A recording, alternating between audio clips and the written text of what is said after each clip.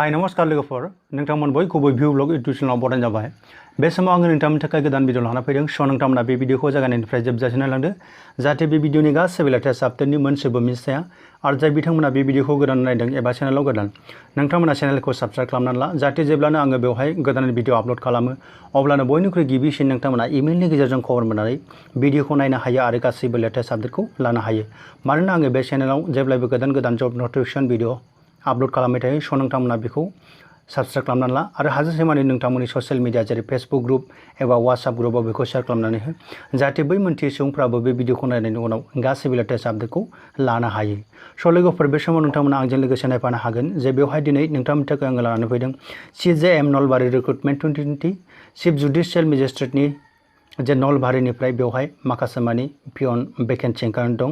सेलारि जोङो बेवहाय सिलेक्शन जायोब्ला आप टू 52,000 पार मान्थ मोननो हागोन आरो क्वालिफिकेशन बे जबखौ एप्लाइ खालामनो थाखाय जे 8 पास बानो बेखौ जोङो एप्लाइ खालामनो हागोन।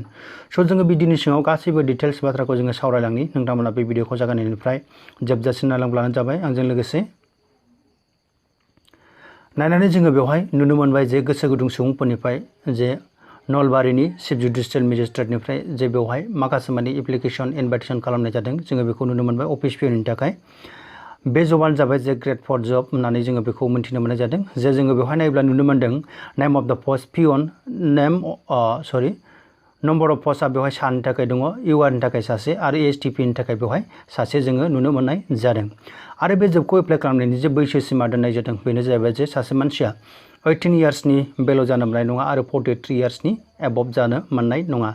नाथायब्ला हले जोङो बेवहाय मिन्थिनो हायो जे माखासे मानि बेवहाय गभर्नमेन्ट रुल्स बादियै OBC MOBC आरो SC फोरनि थाखाय माखासे मानि बेवहाय रिलेक्सेसन थायो जेरै 45 इयार्ससिम मोनगोन आरो 47 इयार्ससिम मोनगोन। थामहिनबा 5 इयार्स 3 इयार्स जोङो बेबायदि रिलेक्सेसन मोनगोन।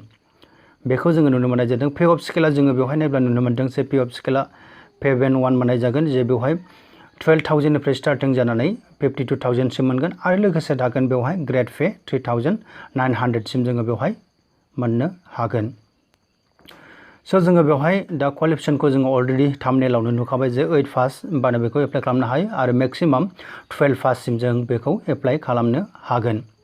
दानिया जोङो माबोरै एप्लाइ खालामगोन माबोरै एप्लाइ खालामनो होननानै बुङोब्ला जोङो बेवहाय हाउ टु एप्लाइआव नायोब्ला नुनो मोनदों जे एप्लिकेशनखौ सेल्फ एटेस्टेड खालामनानै जे गावनि गासैबो फट' 3 कपिस अफ फट' आरो एज प्रुफ क्वालिफिकेशन बायदि बायदि इडुकेसनेल क्वालिफिकेशन बायदि बायदि डकुमेन्ट्सफोरखौ डिउलि मा खालामनानै साइन खालामनानै केन्डिडेटआ मा खालामनांगोन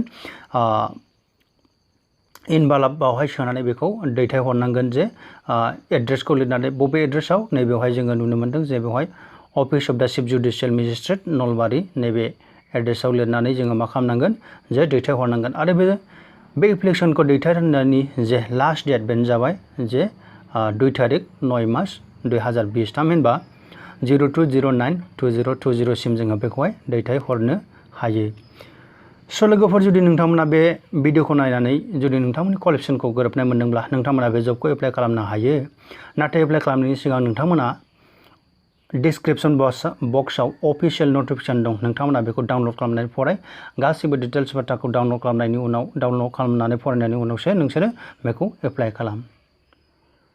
स' लोगोफोर बे नोंथांमोननि थाखाय मोनसे फिसा खौरांमोन। जुदि नोंथांमोना बे भिडिअखौ नायनानै मोजां मोनदोंब्ला लाइक खालामदो, कमेन्ट खालामदो, शेयार खालामदो। So' thank you for watching this video. Bye bye.